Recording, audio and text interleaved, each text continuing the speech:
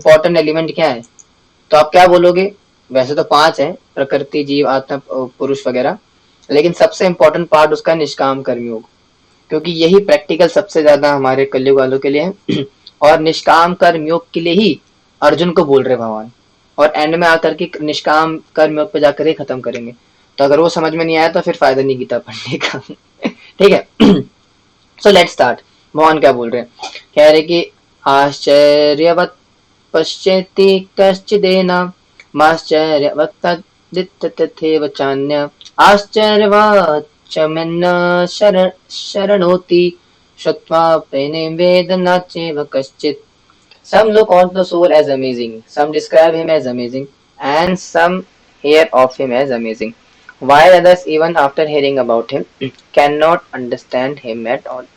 अब भगवान आत्मा के विषय में थोड़ा बता करके फिर आगे बढ़ेंगे। क्या बोल रहे हैं कि कोई आत्मा को आश्चर्य से देखता है, कोई इसे आश्चर्य की तरह बताता है तथा कोई इसे आश्चर्य की तरह सुनता है, किंतु कोई कोई इसके विषय में सुनकर भी कुछ नहीं समझ पाता।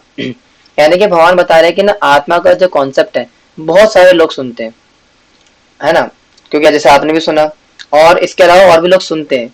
बॉलीवुड की मूवीज के अंदर आता है, टीवी सीरियल्स के अंदर आता है ना, बोलते हैं कि हम तो आत्मा है, मुझे तुम्हारी आत्मा से प्यार हो गया, है ना, जैसे चल रहा है ना अभी वैलेंटाइंस वीक।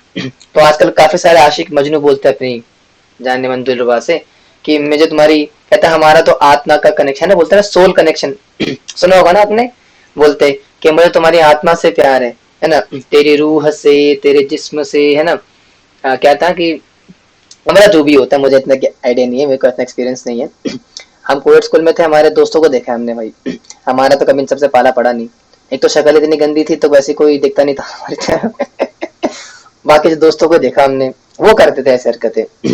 ठीक है, वो बोला करते थे भैया इतनी सी बातें करेंगे भाई, देख के हैरान हो जाते हम कि वो मुझे ऐसे आई, गुलाबी रंग का टॉप पहन करके आई थी और मुझे गली के पीछे वाले नुक्कड़ के किनारे पे चाय की दुकान के पास मुझे पहली बार वो नजर आई। फिर मैंने जैसे ही उसको देखा मेरे रोंगटे खड़े हो गए, मेरा अरे भाई क्या हो गया भाई, इतना क्या हो रहा है भाई, मतलब सोच के बिना आज सोचता हूँ भाई क्या हो रहा है। इतनी बेसिक अगर आप ज्ञान के जैसे देखोगे ना तो बिल्कुल नहीं है वो, हड्डी मांस का थैला है, मतलब नो ऑफेंस टू माता जी, मतलब सबके लिए ये है। अगर आप ज्ञान की दृष्टि से देखोगे, भगवत गीता की दृष्टि लेकर के जाओगे, तो चाहे स्त्री का शरीर हो या पुरुष का शरीर हो, बचा क्या उसके अंदर? हड्डी मांस और मल मूत्र का थैला। यही है बस। लेकिन अभी आएगा आगे, भगवान बोले काम, तो काम की वजह से काम खराब होता है हमारा। अभी आएगा वो 8 से जो फॉल डाउन। और अभी 15 तारीख को, 15 तारीख को हम डिस्कस भी करेंगे वो, है ना, राजा भर्तृहरि का वैलेंटाइंस डे स्पेशल क्लास करेंगे तब उसमें। हालांकि हाँ, वैलेंटाइंस डे पे जो क्लास थी वो थोड़ी सी डिले हो गई, अब वो संडे को रखेंगे क्लास को। मैं थोड़ा अभी बताऊंगा उसका रीजन भी एंड में कि क्यों ऐसा हो रहा है। ठीक है, लेकिन करेंगे जरूर। खैर वापस आते हैं, भगवान बोल रहे हैं आप पे कि आश्चर्य से सुनेगा कोई, कोई आश्चर्य से बोलता है, लेकिन कोई कोई इसमें समझ पाता है, कोई कोई इसको जान पाता है, हर कोई इसको समझ नहीं पाता और हर कोई इस पर भरोसा नहीं कर पाता। कैसे बात करो आत्मा आत्मा आत्मा क्या होती है जी? शरीर है। जिम जाते हैं, बॉडी बनाते हैं, है ना, प्रोटीन शेक पीते हैं जी, ये मेरे डोले, मेरा 16 का डोला, 46 की छाती, क्या बोल रहा है आत्मा आत्मा? आत्मा थोड़ी है, मेरा शरीर चला रहा है मैं। तो इस प्रकार के व्यक्ति को मूर्ख कहा गया है। अभी आगे बोलेंगे भी, क्या कह रहे हैं कि देहि नित्यं बद्धो अव्ययम् देहि सर्वस्य भारत तस्मात् सर्वाणि भूतानि न त्वं शोचितुमर्हसि. O descendant of Bharat, he who dwells in the body can never be slain. Therefore, you need to not grieve for any living being. कह रहे हैं भरतवंशी, शरीर में रहने वाले का कभी भी वध नहीं किया जा सकता, अतः तुम्हें किसी भी जीव के लिए शोक करने की आवश्यकता नहीं है। तो भगवान वही समझा रहे, आप भगवान ने बोला भैया इतना ज्ञान दे दिया आत्मा के विषय में, और वही तो समझा रहा हूँ कि आत्मा को नहीं मारा जा सकता, body can never be slain. जो आपकी आत्मा है वो कभी भी मारी नहीं जा सकती, तो फिर चिंता की क्या, मतलब युद्ध करो ना, है ना, भगवान बोल रहे। और क्या बोल रहे? स्वधर्मपि चावेक्षा नाविकम्पितुमर्हसि धर्माद्धियुद्ध इच्छायुन् यच्छत्रस्य न विद्यते. Considering your specific duty as a Kshatriya, you should know that there is no better engagement for you than fighting on religious principles, and so there is no need for hesitation. अब भगवान एक दूसरा angle लेकर के आया, जैसे कि मैंने बताया था वो कर्म का एंगल। क्या बोल रहे हैं भगवान यहाँ पे कि क्षत्रिय होने के नाते अपने विशिष्ट धर्म का विचार करते हुए तुम्हें जानना चाहिए कि धर्म के लिए युद्ध करने से बढ़कर तुम्हारे लिए अन्य कोई कार्य नहीं है, अतः तुम्हें संकोच करने की कोई आवश्यकता नहीं है। तो भगवान ने बोला भैया चलो आत्मा की बात साइड रखो, ठीक है, आप बोल रहे प्रभु अरे प्रभु आत्मा आत्मा ना मेरे बहुत ज्यादा हो गया, ठीक है, तो क्षत्रिय हो ना, तो क्षत्रिय होने के नाते तुम्हारा कर्तव्य बनता है युद्ध करने का, उसलिए युद्ध करो। अब भाई सिंपल सी बात है, आप फिलोसफी नहीं समझ रहे। ठीक है, जैसे मान लो कि अगर एक लड़का एक लड़की को प्रपोज कर रहा है, तो अगर उसको जाकर के बोलो क्या तू ये वैलेंटाइंस डे पे उसको प्रपोज करेगा, ये लड़की लड़की लड़का लड़का कुछ नहीं होता भैया, गीता पढ़ो, हम शरीर नहीं आत्मा है, और ये तब तो कहे तो हड्डी मांस के लोथड़े या शरीर है हमारा, मल मूत्र का थैला, ये ऐसी ऐसी बातें बोलोगे वो नहीं समझेगा, बोलेगा क्या फिलोसफी समझा रहे, मैं नहीं मानता इस बात को। तो ऐसे में आप क्या बोलोगे, चल फिलोसफी ना मान, स्टैटिस्टिक्स देख ले कि वैलेंटाइंस डे पे जो है उसके एक हफ्ते बाद 78 कुछ मैं पढ़ रहा था आई थिंक किसी लेक्चर के अंदर कि 80-90% जो रिलेशनशिप होते हैं ब्रेकअप में कन्वर्ट होते हैं। ये पढ़ ले कम से कम, इससे ज्ञान ले ले। भाई जब ये पढ़ेगा बोलेगा हाँ ये तूने करी काम की बात, इसका मतलब भैया मेरा भी हो सकता है। तो अगर ये पढ़ेगा तो समझ पाएगा। उसी प्रकार से भगवान भी क्या समझ रहे हैं कि अगर अर्जुन को फिलोसफी समझ में नहीं आती 1% के लिए, हालांकि ऐसा नहीं होने वाला क्योंकि अर्जुन बहुत इंटेलिजेंट है, लेकिन मान लो अगर 1% के लिए अगर अर्जुन को फिलोसफी समझ में नहीं आ रही, तो क्या बोल रहे हैं, एंगल लेकर क्या है कर्म का, भैया क्षत्रिय हो ना, तो क्षत्रिय होने के नाते आपका कर्तव्य बनता है युद्ध करने का, इसलिए युद्ध कर लो, छोड़ो आत्मा को गोली मारो, कर्म के नाते कर लो। और वही आगे भी समझा रहे, कह रहे कि यद्दिश्ययाचोपपत्रम स्वर्ग द्वारम अपावृतम सुखिना क्षत्रियः पार्था लभन्ते युद्ध मिदृशम। ओ Partha, happy are the Kshatriyas to whom such fighting opportunities come unsought, opening for them the doors of the heavenly planets। अब थोड़ा लालच भी दे रहे हैं, क्या बोल रहे हैं कि हे पार्थ, वे क्षत्रिय सुखी है जिन्हें ऐसे युद्ध के अवसर अपने आप प्राप्त होते हैं जिससे उनके लिए स्वर्ग के द्वार खुल जाते हैं। यानी कि ऐसे क्षत्रिय बड़े ही रेयर है, रेयरली फाउंड है, बड़े ही खुश नसीब होते हैं जो कि इस प्रकार से सामने से युद्ध की अपॉर्चुनिटी आती है इतने महान। क्यों? क्योंकि इस प्रकार के युद्ध में अगर आप शहीद होते हो तो आपको स्वर्ग की प्राप्ति होती है। इसलिए you are very fortunate Arjuna, because you got this opportunity right in front of you without asking, बिना आपने पूछे बिना डिमांड करे सामने से चल करके आपके पास ये मौका है, अपॉर्चुनिटी है युद्ध करने की, इसलिए इसको गंवाना नहीं चाहिए आपको। क्योंकि अगर इस युद्ध में अगर आप शहीद होते हो तो आपको क्या होगा, हेवनली प्लैनेट्स मिलेंगे। और अगर नहीं मरोगे तब क्या होगा, अथा चेता विमम धर्म्य संग्रामम न करिष्यसि तथा स्वधर्म कीर्ति च हित्वा पापम वाप्स्यसि। If however do not perform your religious duty of fighting, then you will certainly incur sins for neglecting your duties and thus lose your reputation as a fighter। तो ये नुकसान हो जाएगा अगर आपने नहीं करा तो। किंतु यदि तुम युद्ध करने के स्वधर्म से को संपन्न नहीं करते तो तुम्हें निश्चित रूप से अपने कर्तव्य की उपेक्षा करने का पाप लगेगा और तुम युद्ध के रूप में भी अपना यह खो दोगे। यानी कि अगर आप, जैसे कि मैंने बताया कि जो मौका है युद्ध करने का सामने से चल के आया और अगर आप इसमें पार्ट लेते तो आपको स्वर्ग के द्वार खुल जाएंगे आपके लिए, लेकिन अगर नहीं करोगे तो नरक जाना कंफर्म है। क्यों? क्योंकि क्षत्रिय होने के नाते तुम्हारा कर्तव्य होता है युद्ध करने का, और इस कर्तव्य का अगर तुम पालन नहीं करोगे तो नरक जाना कंफर्म्ड है। और साथ ही साथ क्या होगा, आप जो अपनी रेपुटेशन है, जो आपका यश है, जो आपकी कहते ना एक पोजीशन है as a Kshatriya, as a fighter, वो भी खो दोगे। और जब आपकी क्षत्रिय एज अ फाइटर होने की आपकी पोजीशन चली जाएगी तो उसके बाद क्या होगा, ये होगा कि अकीर्ति चापि भूतानि कथिष्यन्ति ते आवयम संभावितस्य च कीर्तिर राणादि तिरिच्यते। People will always speak of your infamy and for a respectable person dishonor is worse than a death। तो ये होगा जी, लोग सदैव तुम्हारे अपयश का वर्णन करेंगे और सम्मानित व्यक्ति के लिए अपयश तो मृत्यु से ही बढ़कर है। यानी कि अगर आप युद्ध नहीं करोगे तो नरक तो जाओगे जाओगे, साथ ही साथ लोग तुम्हारी बेइज्जती भी करेंगे। हाय हाय हाय, देखो देखो देखो, ये है पांडव का बेटा अर्जुन, अपने आप को धनुर्धर बोलता है ना, क्या बोलता है अपने आप को कि शिव जी से लड़ने वाला परम तप बोलता है अपने आप को, और देखो ऐसे डर के मारे भाग गए।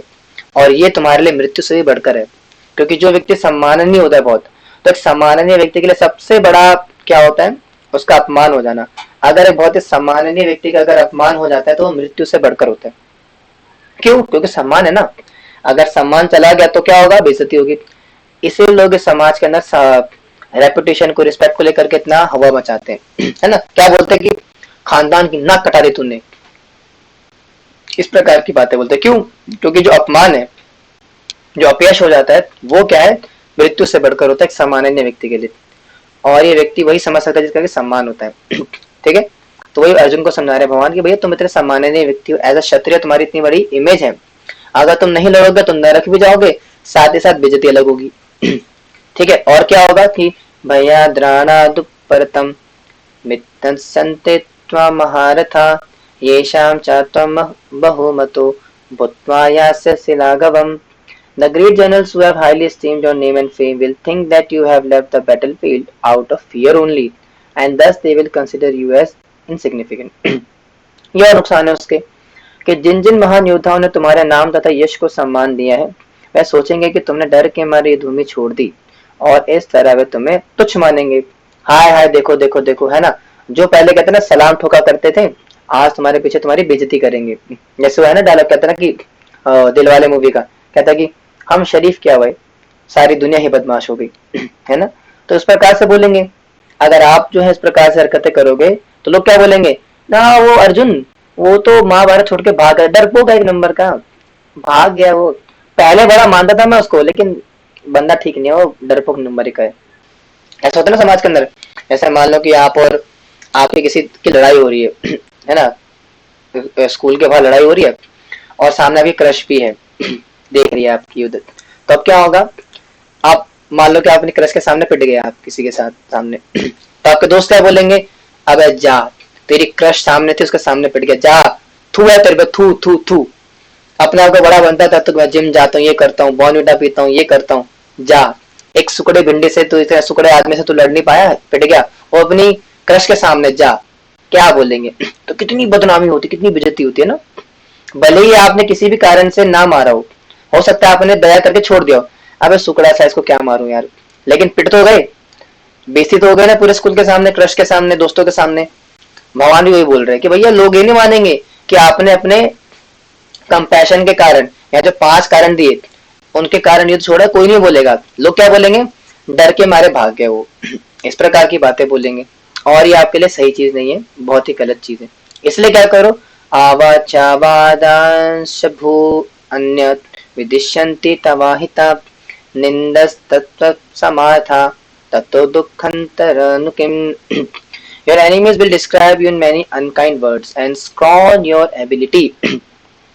What could be more painful for you? है कि तुम्हारे शत्रु अनेक प्रकार के कटु शब्दों से तुम्हारा वर्णन करेंगे और तुम्हारे सामर्थ्य का उपहास करेंगे। तुम्हारे लिए इससे दुखदायी और क्या हो सकता है ना। पीठ पीछे तारीफ, पीठ पीछे बुराइयां करेंगे, चुगलियां करेंगे, तुम्हारी निंदा करेंगे, बोलेंगे हाय हाय हाय, कितना मतलब, है ना, इस प्रकार की बातें बोलेंगे। तो कितना बुरा है वो, कितना ही ज्यादा अपमाननीय आपके लिए। इसलिए समझा रहा भैया, युद्ध करो, अच्छी बात नहीं है वो भागना। हतो वा प्राप्स्यसि स्वर्गा जित्वा वा भोक्ष्यसे महिम तस्मादुष्टिस्य कौन्तेय युद्धाय कृत निश्चय। O son of Kunti, either you will be killed on the battlefield and attain the heavenly planets, or you will conquer and enjoy the earthly kingdom. Therefore, get up with determination and fight. हे कुंती पुत्र, यदि तुम युद्ध में मर जाओगे तो स्वर्ग प्राप्त करोगे, या यदि तुम जीत जाओगे तो पृथ्वी के साम्राज्य का भोग करोगे। अतः दृढ़ संकल्प करके खड़े हो और युद्ध करो। तो भगवान समझा रहे भैया आपके दोनों हाथ में लड्डू है। अगर मान लो 1% के लिए अगर आप युद्ध में मर जाते हो तो मरने के बाद क्या होगा? स्वर्ग तो जाना होगा, है ना। तो स्वर्ग जाने को मिलेगा, वहां का साम्राज्य का भोग करने को मिलेगा। और अगर जीत जाते हो तो फिर इंद्रप्रस्थ का साम्राज्य आपके पास है, पूरा साम्राज्य का भोग आप करोगे। तो दोनों हाथों में आपके लड्डू है, यानी कटरीना भी और करीना भी मिलेगी, है ना। तो दोनों हाथ में आपके लड्डू मिलेगा, यानी कि आपको स्वर्ग भी मिलेगा अगर मर जाते हो, और अगर जीत जाओगे तो पूरे साम्राज्य का भोग करोगे, है ना। तो ये समझा रहे भगवान, लालच दे रहे अर्जुन को। और क्या कह रहे कि सुख दुखे समय कृत्वा लाभा लाभा जया जयो ततो युद्धाय जस्वम नैवं पापामवाप्स्यसि। कि do thou fight for the sake of fighting without considering happiness और डिस्ट्रेस, लॉस और गेन, विक्ट्री और defeat, and by so doing you shall never incur sin. अब भगवान समझा रहे भैया कि तुम सुख या दुख, हानि या लाभ, विजय या पराजय का विचार किए बिना युद्ध के लिए युद्ध करो। ऐसा करने पर तुम्हें कोई पाप नहीं लगेगा। तो अर्जुन, अगर भगवान बता रहे कि देखो, अगर तुम्हारा ना इंटरेस्ट नहीं है कठिन और करीना में, आई मीन अगर तुम्हारा इंटरेस्ट नहीं है स्वर्ग में और राज्य के भोग में, जो कि आपने पहले बता दिया फर्स्ट चैप्टर के अंदर कि भैया मुझे राज्य सुख नहीं चाहिए, तो युद्ध करने के लिए युद्ध कर लो यार। मतलब क्षत्रिय हो, है ना, यहाँ कुछ ना कुछ तो करने के लिए आए हो ना। यहाँ क्या करने आए थे आप? भूया उखाड़ने आए थे? लड़ने आए थे ना, तो लड़ लो। भगवान एकदम फ्रस्ट्रेट होकर के समझा रहे भैया आप करने क्या आए थे? लड़ने आए थे ना, तो सब कुछ छोड़ो यार, लड़ो। टाइम वेस्ट क्यों कर रहे हो, है ना। अब कुछ नहीं चाहिए, मान लिया आपकी बात, लेकिन लड़ लो भैया। किसी भी कारण से लड़ने आए थे ना, जैसे आप लोग यहाँ पे क्या आए थे? गीता सुनने के लिए आए थे, गीता सुन के जाओ, बार बार लीव क्यों कर रहे हो? थोड़ी भगवान भी समझा रहे हैं भाई, युद्ध करने के लिए आए हो ना, तो युद्ध करके जाओ, ठीक है। और क्या बोल रहे कि ये शात्या विहिता सांख्यम बुद्धि योगर्तिमाशिणु बुद्धया युक्तयो तथा सॉरी बुद्ध्या युक्तो यया पार्था कर्म बंधा प्रयाससी। अब यहाँ से टर्निंग पॉइंट शुरू होने वाला है। क्या टर्निंग पॉइंट है कि thus far I have described this knowledge to you through analytical study. Now listen as I explain in terms of working with derivative results. O son of Pritha, when you act in such knowledge, you can free from yourself from the bondage of work. अब यहाँ से turning point होने वाला है। क्या turning point है कि यहाँ मैंने विश्लेषिक अध्ययन द्वारा इस ज्ञान का वर्णन किया। कौन सा ज्ञान? या आत्मा का ज्ञान। अब निष्काम भाव से कर्म करना बता रहा हूँ, उसे सुनो। यानी कि निष्काम कर्म गाने वाला है। हे पृथा पुत्र, तुम यदि ऐसे ज्ञान से कर्म करोगे तो तुम्हें कर्मों के बंधन से अपने को मुक्त कर सकोगे। ये इसका पूरा सिग्निफिकेंस है। अब भगवान समझा रहे कि अभी तक मैंने आपको आत्मा का ज्ञान दे दिया, किस प्रकार से आत्मा कार्य करती है, शरीर का क्या है, सब कुछ बता दिया। किस प्रकार से शरीर से आत्मा अलग होती है और आत्मा अलग अलग शरीर में ट्रैवल करती है, ये पूरा साइंस मैंने आपको बता दिया। लेकिन अब क्या बता रहा हूँ, निष्काम भाव से कर्म करना। यानी कि निष्काम कर्म क्या होते हैं? बिना फल की इच्छा किए जो कर्म होते हैं वो क्या होते हैं, किस प्रकार से किए जाते हैं, उनके बेनिफिट्स क्या है, अब वो बता रहा हूँ, वो ध्यान से सुनना क्योंकि वो तुम्हारे काम की चीज है कि निष्काम भाव से कर्म कैसे करते हैं। ठीक है, अब हम ऐसे शुरू करेंगे धीरे धीरे करके, अपना विंडो खोलेंगे निष्काम कर्म का। और क्या बोल रहे पहले कि नेहा विक्रम नाशोस्ति प्रत्यवायो न विद्यते स्वल्पम नस्य धर्मस्य त्रायते महतो भयात्। अब ये जो प्रोसेस है ये कैसा है? In this endeavor there is no loss or delumination, and a little advancement on this path can protect one from the most dangerous type of fear. और अगर आप इस निष्काम कर्म का पालन, निष्काम कर्म का पालन करोगे तो क्या होगा आपको बेनिफिट? कि इस प्रयास में ना तो हानि होती है ना हाथ से, अपितु इस पद पर की गई अल्प प्रगति भी महान भय से रक्षा कर सकती है। तो ये फायदा होता है। यानी कि जो निष्काम कर्म का जो पाथ है, जो कि मैं भी आपको बताने वाला हूँ, इसमें क्या है, ना तो कभी आपकी हार होगी, ना ही कभी अपने पाथ से भटकोगे। यानी कि हमेशा आपको इसमें फायदा ही होगा। यानी कि ऐसा नहीं है कि नुकसान, इस प्रोसेस में नुकसान नहीं होता। जो निष्काम कर्म का प्रोसेस है इसमें सिर्फ एडवांसमेंट ही है और क्या बोलते हैं, फायदा ही फायदा है, कहते हैं ना आराम ही आराम। तो इसीलिए ऐसा क्या है वो भी आगे बताएंगे मोहन। ऐसा समझा रहे भैया कि इसमें कोई घबराने की बात नहीं है। अभी जो आपको निष्काम कर्म का कॉन्सेप्ट बताने वाला हूँ कि निष्काम कर्म कैसे किए जाते हैं और क्या होते हैं, उसमें कोई नुकसान नहीं है, दैट इज बेनिफिशियल। तो इसलिए उसको करने में कोई बुराई नहीं है। अब बताएंगे भगवान कि उसको कौन कर सकता है, निष्काम कर्म का पालन, निष्काम कर्म योग का पालन कौन कर सकता है और कौन नहीं कर सकता है, उसके पीछे क्या है वो समझा रहे भगवान पहले कि व्यवस्य आत्मिका बुद्धिर एके ही कुरु नंदना बहु शाखा अनंतास्या बुद्धयो व्यवसायिनां। Those who are on this path are resolute in purpose and their aim is one. O beloved child of the Kurus, the intelligence of those who are irresolute is many branched. जो इस मार्ग पर है प्रयोजन है वह प्रयोजन में दृढ़ रहते हैं और उनका लक्ष्य भी एक होता है। हे कुरुनंदन, जो दृढ़ प्रतिज्ञ नहीं है उनकी बुद्धि अनेक शाखाओं में विभक्त रहती है। यानी कि भगवान बता रहे हैं साफ साफ भैया व्यवसात्मिक का बुद्धि, यानी कि वो व्यक्ति जिसकी बुद्धि क्या है, व्यवसात्मिक, यानी कि वन पॉइंटेड अटेंशन। अगर व्यक्ति का फोकस सिर्फ एक ही चीज पे रहता है एक समय पे, ऐसा व्यक्ति निष्काम कर्म का पालन कर सकता है। एग्जाम्पल के लिए जैसे अभी आप लोग यहाँ पे क्या करने के लिए आए हो बताइए, why you all have come here, आप सब लोग यहाँ पे क्या करने के लिए आए हो? जितने भी 40-50 लोग यहाँ पे हैं डिवोटीज, आप यहाँ पे क्या करने आए हो ऑनलाइन? गीता का ज्ञान लेने के। तो इसलिए आपको क्या करना चाहिए, यहाँ पे आकर के सिर्फ भगवत गीता का पाठ करना चाहिए, सुनना चाहिए, गीता का ज्ञान लेना चाहिए। इसको बोलते हैं व्यवसायत्मिका बुद्धि, यानी कि सिर्फ एक ही चीज पे फोकस करना। अब जिन भी व्यक्तियों की बुद्धि इस प्रकार की होती है, व्यवसायत्मिका फोकस्ड होती है, ऐसे व्यक्ति निष्काम कर्म का पालन कर सकते हैं। और जिनकी बहुशाखा अनंत, जिनकी बुद्धि बहुशाखाओं में बटी होती है, वो नहीं कर पाते। ठीक है, तो यानी कि समझ में आता है भैया कि निष्काम कर्म करने के लिए हमें क्या करना है, व्यवसायत्मिका बुद्धि, वन पॉइंटेड अटेंशन के साथ उसको ग्रहण करना है। समझ में आती बात।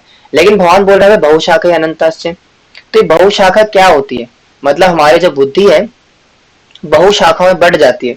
तो बहुशाखा कौन सी होती है, कहाँ कहाँ बटी है हमारी बुद्धि, and that is very interesting. भगवान नेक्स्ट वर्ष के 2 वर्ष के अंदर बताते हैं कि कहाँ कहाँ हमारी बुद्धि बटी हुई है। और भगवान कह रहे हैं कि यामि मां पुष्पितां वाचम प्रबध्यन्ति विपश्चिता वेदवारथा पार्था नान्यदिस्ति वादिनी कामात् नना स्वर्ग परात् जन्म कर्म फल प्रदाम क्रिया विशेष बहुलाम भोगैश्वर्यम गतिम प्रति। तो यहाँ बटी हमारी बुद्धि। Men of small knowledge are very much attached to the flowery words of the Vedas, which recommend various fruitive activities for elevation to heavenly planets, resultant good birth, power, and so forth. Being desirous of sense gratification and opulent life, they state that there is nothing more than this. तो यहाँ पे उनकी बुद्धि बटी हुई है। कहाँ कहाँ पर? अल्पज्ञानी मनुष्य वेदों के उन अलंकृत शब्दों के प्रति अत्यधिक आसक्त रहते हैं जो स्वर्ग के प्रति अच्छे जन शक्ति इत्यादि के लिए विविध सकाम कर्म करने के लिए संस्तुति करते हैं। इंद्र तृप्ति तथा ऐश्वर्य में जीवन की अभिलाषा के कारण वे कहते हैं कि इससे बढ़कर और कुछ नहीं। यानी कि यामिमाम पुष्पिताम वाचा, यानी जो वेदों की फ्लावरी लैंग्वेज है। फ्लावरी लैंग्वेज का क्या मतलब होता है कि भैया 16 सोमवार के व्रत रख लो, आपको अच्छा पति प्राप्त होगा। शनिवार को जो है शनिदेव को तेल चढ़ाओ, आपको शनिदेव से छुटकारा मिलेगा। इसको बोलते हैं यामिमाम पुष्पिताम वाचा। यानी कि जिनकी बुद्धि वेदों में अलग अलग प्रकार के जो कर्मकांड यज्ञ इत्यादि दिए हुए है ना, कि इस देवता की उपासना करो तो ये मिल जाएगा, उनकी उपासना करो, शनि की उपासना करो तो ये कम हो जाएगा, वो करो हनुमान जी की उपासना करो तो ये हो जाएगा, शिव जी की उपासना करो तो पति मिल जाएगा। मतलब जितने भी जो अदर कर्मकांड और डेमिगॉड वर्शिप्स के बारे में बताया गया, उसको बोला गया बहुशाखा। एग्जाम्पल के लिए जैसे मान लो कि अगर एक स्टूडेंट है जिसको कि IIT एग्जाम क्रैक करना है, तो उसके लिए क्या गोल है कि मुझे IIT का एग्जाम क्लियर करना है, यानी कि जेई एडवांस होता है ना, जेई एडवांस, तो जेई एडवांस का एग्जाम क्लियर करना है। तो उसके लिए क्या करना चाहिए उसको, व्यवसायत्मिका बुद्धि, केवल एक ही चीज पे फोकस करना है। वो क्या है कि मुझे JEE exam JEE advance clear करना है। क्लियर हो गया हमारा गोल। लेकिन कौन नहीं कर पाएगा इसको, जिसकी बुद्धि बहुशाखा में बढ़ जाएगी। जैसे कि यार जेई एडवांस अगर क्लियर नहीं हुआ तो क्या होगा, AI आने वाला है, AI से नौकरी खत्म हो जाएगी, बढ़ गई। और अगर मेरी जो है नौकरी नहीं लगेगी तो प्रीति मुझे छोड़ के चली जाएगी, फिर प्रीति से मेरी शादी नहीं हो पाएगी, प्रीति वो कॉमर्स वाले विवेक के साथ सेटल हो जाएगी, फिर मेरा क्या होगा, मैं किसके सहारे जीऊंगा, है ना। इसको बोलते क्या है, यामिमाम पुष्पिताम वाचा, जिनकी बुद्धि बढ़ चुकी है। एग्जाम्पल था हमारे रियल लाइफ में, और ये बता रहे भगवान वेदों के हिसाब से कि निष्काम कर्म कौन नहीं कर पाते, जिनकी बुद्धि यहाँ फंसी हुई है कि ये यज्ञ करवा लो जी ये मिल जाएगा, वो करवा लो जी वो मिल जाएगा, शनि देव को तेल चढ़ाओ जी शनि का प्रकोप कम होगा, नवरात्रि के व्रत रख लो जी ये मिल जाएगा, 16 सोमवार के व्रत करो जी पति मिल जाएगा, अच्छा है ना। तो ये होता है यामिमाम पुष्पिताम वाचा, यानी कि ऐसे व्यक्ति सकाम कर्म निष्काम कर्म नहीं कर पाते। क्यों? क्योंकि उनकी बुद्धि यहाँ अटकी पड़ी है। कहाँ पे? भोगैश्वर्य प्रसक्तानां तया अपृहित चेतसा व्यवसात्मिका बुद्धि समाधो न विधीयते। So in the minds of those who are attached to sense enjoyment and material opulence and who are bewildered by such things, the resolute determination for devotional service to the Supreme Lord does not take place. ये होता है जी, यानी कि जो लोग इंद्रिय भोग तथा भौतिक ऐश्वर्य के प्रति अत्यधिक आसक्त होने से ऐसी वस्तुओं से मोहग्रस्त हो जाते हैं, उनके मन में भगवान के प्रति भक्ति का दृढ़ निश्चय नहीं होता, यानी कि भटक जाते हैं। क्या सोचते हैं कि आज भगवान का भजन कर रहा हूँ, 16 माला करता हूँ, हरे कृष्णा कर रहा हूँ, लेकिन ना मेरे पास ना गाड़ी नहीं है प्रभु जी, तो अच्छी गाड़ी हो जाती है ना आज, ऑल्टो, मरारी कह रहा हूँ, फरारी, मर्सिडीज, अगर एक अच्छी गाड़ी मिल जाती ना, तो अच्छी सी गाड़ी में बैठ करके मैं मंदिर आता, भगवान के दर्शन करता, बहुत पैसा कमाता, बहुत दान करता। फिर उसके बाद जो मेरी भक्ति होती ना, बहुत जबरदस्त होती। फिर क्या करेगा, बढ़ गया, अब भक्ति चली गई हाथ से, उसको बोलते बहुशाखा। यानी कि जब हम किसी चीज पे फोकस नहीं कर पा रहे, यानी कि अगर हमारा गोल है भगवान की प्राप्ति करना, तो केवल केवल सिर्फ उसी पे ध्यान देना, बाकी सब चीजों पे ध्यान ना देना, इसको बोलते बहुशाखा। जैसे एक स्टूडेंट है, मैंने एग्जांपल दिया, अगर वो आईआईटी की तैयारी कर दो, सिर्फ आईआईटी पे ध्यान दे, कॉमर्स वाली प्रीति है ना, आर्ट्स वाली खुशी, और साइंस वाली दुखी, जो भी है, इन पे ध्यान नहीं देना। अगर इन पे ध्यान दोगे तो भैया आगे नहीं बढ़ पाओगे। ठीक है, इसलिए समझा रहे कि भैया बहुशाखा में मत बांटो अपनी बुद्धि को, व्यवसात्मिका कर लो, और व्यवसात्मिका बुद्धि वाला ही निष्काम कर्म कर सकता है, सकाम कर्म में नहीं तो बन जाएगा वो, नहीं तो अलग अलग प्रकार के भोग ऐसे में लग जाएगा, बड़ा घर, बड़ी गाड़ी, बड़ा बंगला, बड़ा पैसा, बड़ी बीवी, है ना। तो इन सब चक्करों में फंस जाता है वो, इसलिए मना कर रहे हैं अपनी बुद्धि को व्यवसात्मिका करो और इधर उधर मत भटकाओ। और कैसे करना है फिर ये, तो उसके लिए उपाय बता रहे हैं कि त्रिगुणिया विषया वेदा निस्त्रिगुणिया भावर्जुन निर्द्वंदो निर्द्वंदो नित्य सत्वस्तु निर्गयो क्षेमवात्मवान। The Vedas deal mainly with the subject of the three modes of material nature. O Arjuna, become transcendental to these three modes, be free from all dualities and from all anxieties for gain and safety, and be established in the self. कह रहे कि वेदों में मुख्यतः प्रकृति के तीन गुणों का वर्णन हुआ है। हे अर्जुन, इन तीनों गुणों से ऊपर उठो, समस्त द्वैतों और लाभ तथा सुरक्षा की सारी चिंताओं से मुक्त होकर आत्मपरायण बनो। तो इससे शुरुआत होती है, यानी कि वेदों में दिए गए जो तीन प्रकृति के गुण है, कौन कौन से होते हैं, सतोगुण, रजोगुण, तमोगुण। तो भगवान समझा रहे कि जब तक कोई व्यक्ति इन तीनों गुणों से ऊपर नहीं उठता, सतोगुण, रजोगुण, तमोगुण के ऊपर नहीं उठेगा, तब तक क्या है वो यामिमाम पुष्पिताम आचार्य निष्काम कर्म के पाथ में नहीं लग सकता। यानी कि जब तक सकाम कर्म अभी आएगा वो आगे भी, यानी कि निष्काम कर्म करने का सूत्र क्या है कि प्रकृति के तीन गुणों को बैलेंस करना पड़ेगा कम से कम। अगर सतोगुण, रजोगुण, तमोगुण बैलेंस नहीं है, वो समझ में नहीं आ रहा, तो फिर सकाम कर्म में बंधोगे, निष्काम कर्म नहीं कर सकते। क्यों? क्योंकि आके बुद्धि ले जाएगी उस तरफ। आप अच्छे से भजन कर रहे हो, हरे कृष्णा कृष्णा कृष्णा हरे हरे, हरे राम राम राम हरे, और दिमाग में क्या आएगा, ओ यार मुझे एग्जाम क्लियर करना है, एग्जाम की तैयारी करनी, मैं क्या हरे कृष्णा करूं बैठ करके, मुझे तो करियर में बहुत पैसा कमाना है आगे चल करके, मुझे अपने माता पिता को सपोर्ट करना है, मुझे तो ये करना है, मेरा लाइफ में सपना था एक्टर बनने का, मुझे एक्टिंग करनी है। तो हरे कृष्णा कर रहा है लेकिन साथ में वो भी चल रहा है। तो इस प्रकार से प्रकृति के गुण अगर बैलेंस नहीं है तो निष्काम कर्म नहीं हो सकता। इसलिए पहले बोला गया त्रय गुणिया विषया वेदा, पहले तीन गुणों को समझो भैया प्रकृति के, उसको संभालने का बैलेंस करके आत्मपरायण बनो, यानी कि सम लेवल तक तो आओ, उसके बाद जाकर के निष्काम कर्म पालन हो सकता है। अदरवाइज तो फिर तो यामियाम पुष्पिताम आचार्य, आप वेदों की अलंकृत भाषा में फंस जाओगे। और यही होता है डिवोटीज के साथ, हरे कृष्णा करते हैं, हरे कृष्णा करते हैं, फिर क्या करते हैं, चलो भैया एस्ट्रोलॉजर के पास चलो, अपना हाथ दिखा के आते हैं, हाथ पैर मुख नाक सब दिखा के आते हैं और नाम अपराध करते हैं। इसको बोलते हैं यामियाम पुष्पिताम आचार्य। भाई भक्ति भी कर रहा है, फिर ज्योतिष के पास भी जा रहा है, फिर हनुमान जी के मंदिर भी जा रहे हैं, फिर दुर्गा जी के पास घंटा भी बजा रहा है वहां पे जाकर के, और फिर गणेश जी के सामने जाकर के ओम जय जगती क्या बोलते हैं गणपति बप्पा मोरया भी कर रहे हैं। तो ये तो फिर क्या है मतलब खुद तो भगवान सुंदर भाई क्या खिचड़ी पका रखी है। अब क्यों होता है यामिमाम पुष्पिताम आचार्य, क्योंकि फोकस नहीं कर पाते कृष्ण भक्ति। भैया भक्ति का मतलब ही उसमें है ना, क्या है कि कौन सा वर्ष आता है कि कृष्ण भक्ति कैले सर्व कर्म कृत, है ना, कि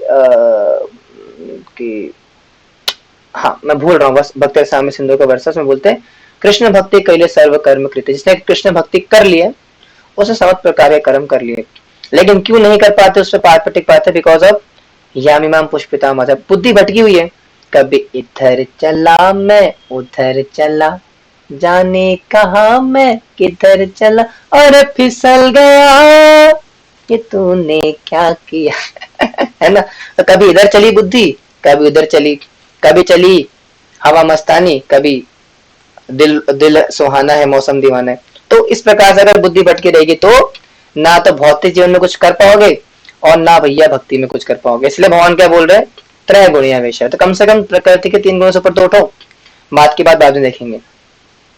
ठीक है, और आगे समझा रहे हैं अर्जुन को कि यावानार्था उत्पाने सर्वथा संपलोदके तावान सर्वेषु वेदेषु ब्राह्मणस्य विजानता। All purposes served by a small well can at once be served by a great reservoir of water. Similarly, all the purposes of the Vedas can be served to one who knows the purpose behind him. कह रहे एक छोटे से कूप का सारा कार्य एक विशाल जलाशय से तुरंत पूरा हो जाता है। इसी प्रकार वेदों के आंतरिक तात्पर्य जानने वाले को उनके सारे प्रयोजन सिद्ध हो जाते हैं। यानी जिस प्रकार से अगर हम एक प्याला होता है, एक प्याले को लेकर करके पूरा जगह क्या बोलते हैं, पूरा भगोना भरते हैं, उसी प्रकार से व्यक्ति जो कि वेदों के आंतरिक तात्पर्य को जानता है, यानी कि जो भक्ति वेदांत तात्पर्य जो अंदर के मूल एसेंस है वेदों को, उसको जानता है, तो वो व्यक्ति प्रयोजन उसका सिद्ध हो जाता है। यानी कि जिस प्रकार से प्याले को भरते हैं छोटे छोटे, सॉरी भगोने को भरते हैं छोटे छोटे प्यालों से, वैसे अगर कोई वैदिक शास्त्रों का अध्ययन करता है और उसके पीछे के हिडन फैक्ट्स को जानता है, तो ऐसे व्यक्ति का जीवन सिद्ध हो जाता है।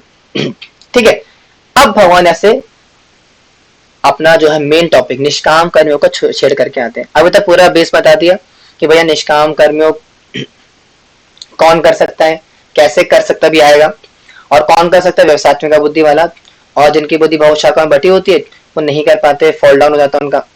लेकिन वो होता क्या है, निष्काम कर्म होते क्या है, उसका बेसिक क्या है, उसका बेस क्या है, उसका सिद्धांत क्या है, उसका कॉन्सेप्ट क्या है, करना कैसे है। तो that is very famous verse, आपने इसको बहुत बार सुना होगा, और यही निष्काम कर्मियों का मेन श्लोक है। यहीं से निष्काम कर्मियों की शुरुआत होती है और यहीं पे निष्काम कर्मियों का आकर खत्म होता है। और क्या वर्ष है ये आप सबने सुना होगा, क्या है कि कर्मण्यवाधिकारस्ते मा फलेषु कदाचन मा कर्म फल हेतुर्भा जाते संगस्तु कर्मणि। सुना आपने वर्ष पहले, बहुत बार सुना होगा, कितने ने सुना है? सुना है ना, लेकिन आई थिंक इसका राइट ट्रांसलेशन अभी तक आपको शायद नहीं पता होगा, जो कि आज हम पढ़ेंगे। कह रहे हैं कि you have right to perform your prescribed duty but you are not entitled to the fruits of action.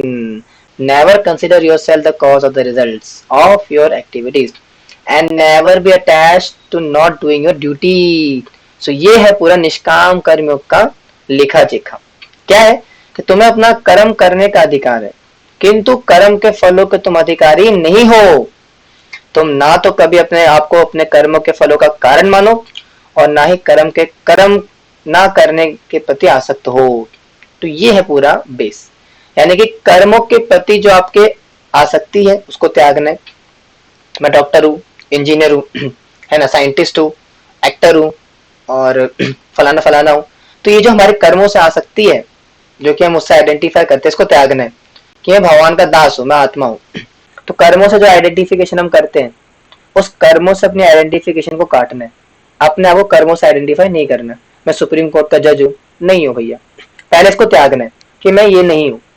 फिर क्या करना है, इसको त्यागने के बाद कर्म तब भी करना है, भगवान बोलेंगे अर्जुन को, यानी कि पहले तो अपनी आइडेंटिटी को त्याग दो कि भैया मैं लॉयर नहीं हूँ, वकील नहीं हूँ, डॉक्टर नहीं हूँ, इंजीनियर नहीं हूँ, कुछ नहीं हूँ, भगवान का सेवक हूँ, आत्मा हूँ। पहले इसको क्लियर करो कि भैया मैं ये नहीं हूँ। ठीक है, उसके बाद क्या करना है, लेकिन करने वही कर्म है।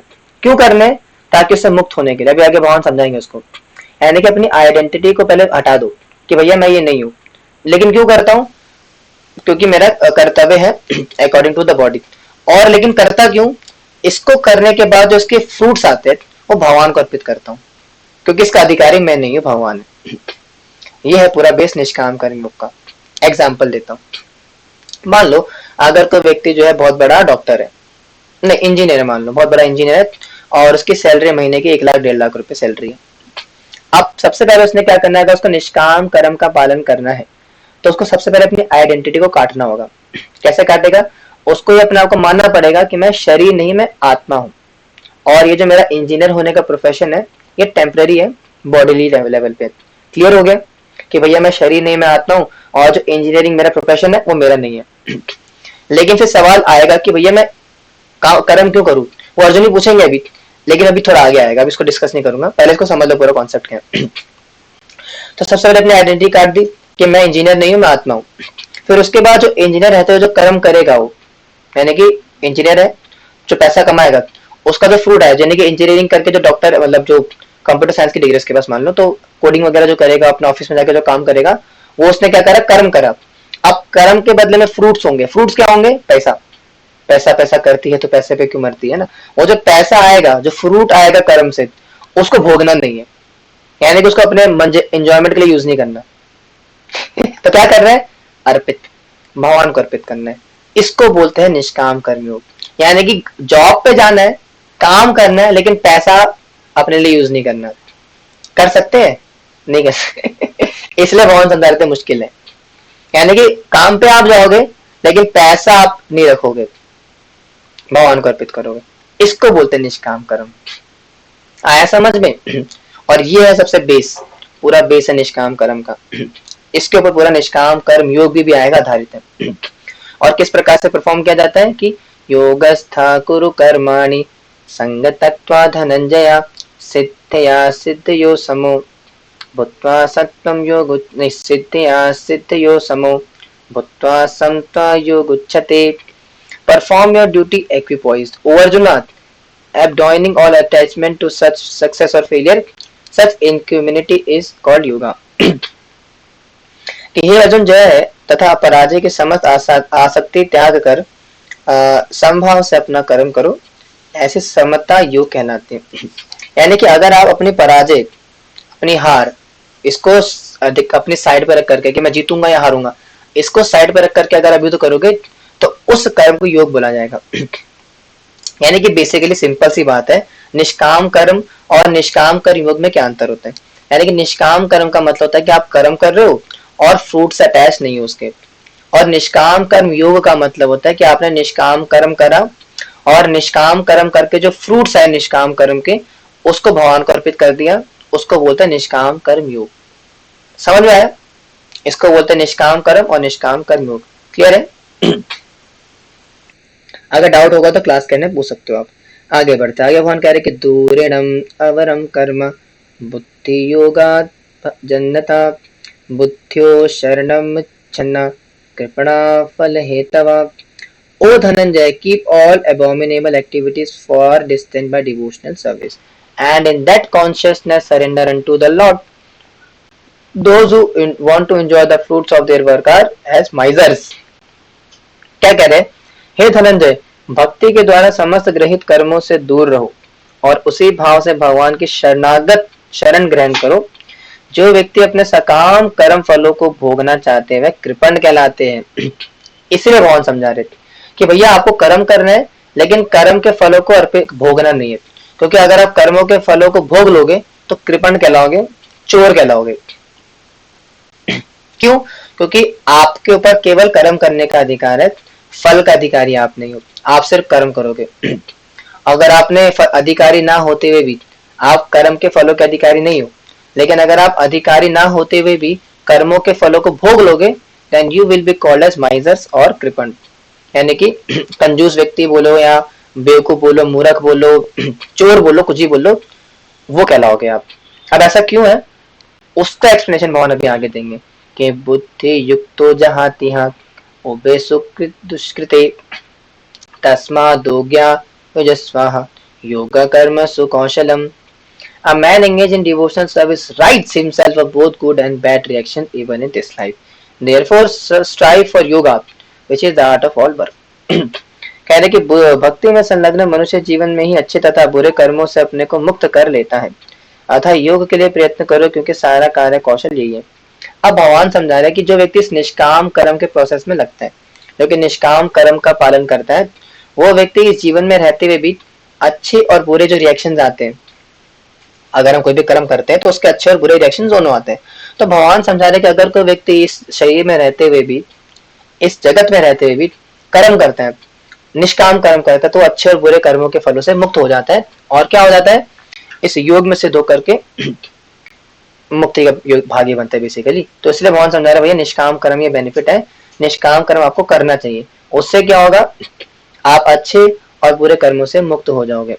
और किस प्रकार से होगे ये बता रहे हैं कि कर्मजम बुद्धि युक्ता ही फलम तक्त्वा मनीषिणा जन्म बंध विमुक्ताः पदम गच्छन्त नामयम्. By thus engaging in devotional service to the Lord, great sages or devotees free themselves from the results of work in the material world. In this way, they become free from the cycle of birth and death and attain the state beyond all miseries. तो ये फायदा होगा अगर आप निष्काम कर्म का पालन करते हो तो. इस तरह भगवत भक्ति में लग कर बड़े बड़े ऋषि मुनि अथवा भक्तगण अपने आप को इस भौतिक संसार से कर्म के फलों से मुक्त कर लेते हैं. इस प्रकार वे जन्म मृत्यु के चक्र से छूट जाते हैं और भगवान के पास जाकर उस अवस्था को प्राप्त करते हैं जो समस्त दुखों से परे, यानी कि भगवान के पास जाते हैं बेसिकली. यानी कि अगर कोई व्यक्ति निष्काम कर्म के इस प्रोसेस में लगता है, अब निष्काम कर्म क्या मैंने आपको बता दिया, भगवान बता रहे कि अगर कोई व्यक्ति इस निष्काम कर्म का पालन करता है, इस निष्काम कर्म की विधि में लगता है, उससे क्या होगा, वो जन्म मृत्यु के चक्कर से मुक्त हो जाएगा, कर्मों के बंधन से मुक्त हो जाएगा और मरने के बाद भगवान के धाम जाएगा. तो बड़ा सिंपल सा प्रोसेस है भैया, निष्काम कर्म करो. अगर आप निष्काम कर्म में लगोगे, निष्काम कर्म योग का पालन करोगे, तो आप क्या होगा, इस भौतिक संसार से मुक्त हो जाओगे, कर्मों के बंधन से मुक्त हो जाओगे, है ना, जन्म मृत्यु चक्कर आपका खत्म हो जाएगा. निष्काम कर्म योग से होगा. ठीक है, बता रहे भगवान. और आगे क्या कह रहे कि यदा ते मोह कलिलम बुद्धिर्व्यक्ति तरिष्यति तदा गंतासि निर्वेदम श्रोतवस्य श्रुतस्य जा. When intelligence has passed out of the dense forest of delusion, you shall become indifferent to all that has heard and all that is to be heard. तो कह रहे हैं यहाँ पे कि जब तुम्हारी बुद्धि मोह रूपी सघन वन को पार कर जाएगी तो तुम सुने हुए तथा सुनने योग्य सबके प्रति अनस्मक हो जाओगे. अब बेसिकली भगवान बता रहे कि अगर आप जब इस जो पूरे मोह है, कौन सा मोह, जो 5 कारण देते अर्जुन ने, तो भगवान समझा रहे हैं कि जब आप इस मोह से ऊपर उठ जाओगे ना, तब जा करके आप समझ पाओगे कि क्या सुनने योग्य है और क्या सुनने योग्य नहीं है. सॉरी, उल्टा बोल दिया कि तुम सुन, हाँ, यानी कि सुनने योग्य कौन है और क्या किससे सुनना है, ये आप इसके प्रति समझ पाओगे. यानी कि अगर आप जब इस मोह से मुक्त हो जाओगे, तब जा करके आपको इस गीता की साइंस समझ में आएगी. मोटा मोटा आप ये समझ सकते हो. यानी भगवान समझा रहे हैं कि जब तक आप इस मोह में रहोगे, आपको मैं जो समझा रहा हूँ ना, समझ में नहीं आएगा. ठीक है, आगे बढ़ते हैं. आगे बता रहे कि श्रुति विप्रतिपन्नते यदस्थायति निश्चला समाधावाचला बुद्धिस्तदा योगमवाप्स्यसि. हाँ, when your mind is no longer disturbed by the flowery language of the Vedas and let it remain fixed in the stance of self-realization, then you will have attained the divine consciousness. Very important. कह रहे कि जब तुम्हारा मन वेदों के अलंकार में भाषा से विचलित न हो और वह आत्म साक्षात्कार के समाधि में स्थिर हो जाए, तब तुम्हें दिव्य चेतना प्राप्त हो जाएगी. यानी कि भगवान समझा रहे भैया, पहले बताया था ना व्यवसात्मिक बुद्धि, कि निष्काम कर्म कौन कर सकता है, जो कि जिसकी बुद्धि व्यवसात्मिक है. लेकिन जिसकी व्यक्ति बहुशाखा में बटी है, वो निष्काम कर्म का पालन नहीं कर सकता. और बहुशाखा कौन कौन सी होती है, यामिमाम पुष्पिताम वाचा और वेदवाद, यानी कि वेदों में जो अलंकृत भाषा दी हुई है, ये यज्ञ करने से ये मिलेगा, ये पूजा करने से ये मिलेगा, इससे मुक्त होगा. सॉरी, इसमें क्या होता है, व्यक्ति उलझ जाता है. फिर भगवान बता रहे कि अगर व्यक्ति इससे ऊपर उठ जाता है, यानी जो फ्लावरी लैंग्वेज ऑफ वेदास है, ठीक है, हाँ, वेदों के अलंकार में भाषाओं से मुक्त हो जाओगे, तब जाकर के आप समाधि में स्थित हो पाओगे और तभी जाकर के आप निष्काम कर्म का पालन कर सकते हो. आ रहा है समझ में, आ रहा है ना समझ में. अब यहाँ पे इतना बातचीत होने के बाद अर्जुन ने सवाल पूछ लिया. क्या पूछा अर्जुन ने, लिखते हैं. अर्जुन वाचा स्थित प्रगस्य का भाषा समाधिस्तस्य केशव सिद्धिं किं प्रभाषेता किं मासीत व्रजेत किम. अब इतना ज्ञान लेने के बाद अर्जुन के अंदर को सवाल तो आएंगे ना, ऑफकोर्स. और सवाल क्या है कि Arjun said, O Krishna, what are the symptoms of one whose consciousness is thus merged in transcendence? How does he speak? What is his language? How does he sit? And how does he walk? कह रहे हैं, अर्जुन ने कहा, कृष्ण, अध्यात्म में लीन चेतना वाले व्यक्ति जो कि स्थित प्रज्ञ है, के क्या लक्षण है, वह कैसे बोलता है तथा उसकी भाषा क्या है, वह किस तरह बैठता है और चलता है. यानी कि भगवान अर्जुन पूछ रहे हैं यहाँ पे, प्रभु आपने बताया कि व्यक्ति क्या करता है, निष्काम कर्म करता है और निष्काम कर्म के माध्यम से आपको प्राप्त करता है. और कौन नहीं कर पाता निष्काम कर्म, जिसकी बुद्धि भवशाखा बटी हुई है, यानी कि यामिमाम पुष्पिताम वाचा. पूरा बता दिया आपने, पूरा कॉन्सेप्ट बता दिया. लेकिन मैं जानने की इच्छुक हूँ कि जो व्यक्ति निष्काम कर्म करके सिद्ध हो चुका है या निष्काम कर्म कर रहा है, सिद्धि की अवस्था में है, तो निष्काम कर्म करने वाले की व्यक्ति की स्थिति क्या होती है, तो निष्काम कर्म कर रहा है उसकी पोजीशन क्या है, वो कैसे बोलता है, हाउ डज ही स्पीक, उसके सिम्टम्स क्या है, यानी कैसे पहचाने कि निष्काम कर्मयोगी है या नहीं है, कैसे पहचाने, और उसकी भाषा क्या है, कौन सी लैंग्वेज बोलता है, क्या वो इंग्लिश बोलता है, संस्कृत बोलता है, मराठी बोलता है, पंजाबी बोलता है, क्या करता है, कैसी भाषा बोलता है, मुझे जानने की अभिलाषा है। फिर भगवान बोलते हैं अच्छा आप जानना चाहते हो तो ही बताते हैं। तो इस प्रकार से होता है व्यक्तियों की। श्री भगवान वाचा प्रजाहाति यदा कामान सर्वान् पार्थमनुगतान् आत्मनेवात्मना तुष्टा स्थित प्रगत उच्यते। तो इस प्रकार से होता स्थित प्रज्ञ व्यक्ति। कैसा होता है? The supreme personality of God set when a man gives up all varieties of desire for sense gratification which arise from material connection, and when his mind and thus purified finds satisfaction in the self alone, and he is said to be in pure transcendental consciousness. Shri भगवान ने कहा, पांच जब मनुष्य मनोधर्म से उत्पन्न होने वाले इंद्र तृप्ति के समस्त कामनाओं का परित्याग कर देता है और जब इस तरह वह विशुद्ध हुआ उनका मन आत्मा में संतोष प्राप्त करता है तो वह विशुद्ध दिव्य चेतना को प्राप्त कहा जाता है। यानी कि अर्जुन ने पूछा प्रभु कि ऐसा व्यक्ति जो कि स्थित प्रज्ञ है, जो कि निष्काम कर्म का पालन करके सिद्ध हो चुका है, ऐसे व्यक्ति के लक्षण क्या है? तो भगवान ने बताया भैया ऐसा व्यक्ति जो कि आत्मस्थित है, यानी कि जिसने कि निष्काम कर्म का पालन करके अपने आप को सिद्ध कर लिया है, ऐसा व्यक्ति क्या है? समस्त प्रकार की इंद्रिय विषयों की त्याग करता है। यानी कि जितने भी इंद्रिय तृप्ति की वस्तु, खाना पीना, मैथुन इत्यादि, जितने भी जो इंद्रिय विषय होते हैं, इंद्रिय विषय की जो वस्तु है उनका त्याग कर देता है और उनका त्याग करके क्या करता है? अपने आप मन को आत्मा में लगाता है। आत्मा का मतलब आत्म संतुष्टि प्राप्त करते हैं। बेसिकली समझाने का प्रयास यहाँ पे कर रहे हैं कि वो व्यक्ति क्या करता है जो कि समस्त प्रकार के इंद्रिय विषयों को त्याग करता है और इंद्रिय विषयों का त्याग करने के बाद जा करके अपने आप को आत्म संतुष्ट करता है, यानी कि सेल्फ सेटिस्फाइड करता है। ऐसा व्यक्ति जो कि स्थित प्रज्ञ है। आ रहा है समझ में? और क्या है उसके लक्षण? क्या है कि दुखे वाणीषु मन्ना सुखेषु विगित्स्पृहा वितराग भय क्रोधास्तित्वे मुनिरुच्यते। One who is not disturbed in mind even admits the threefold miseries or elated when there is happiness, and who is free from attachment, fear and anger is called state of steady mind. जो तत्र तापों के होने पर भी मन में विचलित नहीं होता अथवा सुख में प्रसन्न नहीं होता, जो आसक्ति भय तथा क्रोध से मुक्त है, वह स्थिर मन वाला कहलाता है, मुनि कहलाता है। तो और क्या लक्षण है उसके स्थित प्रज्ञ व्यक्ति के? कि वो क्या रहता है? हमेशा समभाव रहता है ना, कि जीवन में सुख आए दुख आए, चाहे जो जिस भी प्रकार की समस्या आए, हर प्रकार की समस्या से क्या होता है? थ्री फोल्ड मिजरी से क्या होता है? वो समभाव रहता है ना, कि क्या हुआ अगर वो छोड़ के चली गई तो तू ना सही तेरी याद सही, है ना, तेरी यादों के सहारे हम जी लेंगे, अपने आप को और थोड़ा समझा लेंगे, तूने धोखा दिया तो क्या हुआ, हमारे साथ हमारे यार है, सब इस संसार में बेकार है, हमने चाहा था उसको पर उसने ना चाहा हमें, रुसवाई, हाँ सच्चे प्यार का बदला दिया रुसवाई से। पता नहीं ऐसे दिमाग में क्यों आ रहा है आजकल। ठीक है, तो कहने का मतलब क्या है कि इस प्रकार की बातों से परेशान नहीं होता स्थित प्रज्ञ व्यक्ति। और भय नहीं होता, किसी बात का डर नहीं होता, क्रोध नहीं होता बहुत ज्यादा, है ना, और अपने आप को भय में क्रोध में बैलेंस कर लेता है। इस प्रकार का व्यक्ति स्थित प्रज्ञ कहलाता है।